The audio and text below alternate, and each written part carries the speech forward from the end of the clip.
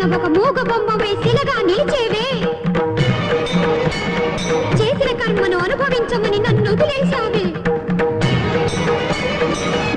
అయితే నీకు మొక్కులు ఎందుకు? ఏటేటా ఈ జాతరలు ఎందుకు? ఇక నీకు ఈ గుడి ఎందుకు? ఆ గోపురం ఎందుకు?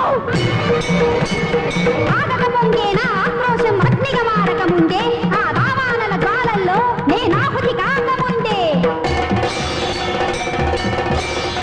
దుర్గవై చండివై దురిత వినాశంకరివై అంబవై అభయవై అగ్రహోదగ్రవై చూపులే పిడి బాకులుగా పాపాత్మని గుండె చీల్చి తెల్లుమిట్టిన రక్తంలో తల్లి నువ్వు జలకమాడి సత్యమేవ జయదేయని లోకానికి చాటింపగరా.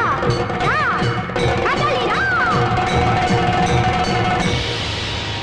నా కన్నీటికి నీ మనసు కరిగి కదిలి రాకపోతే నా రక్తాన్ని నైవేద్యంగా పెడుతున్నాను, తీసుకో.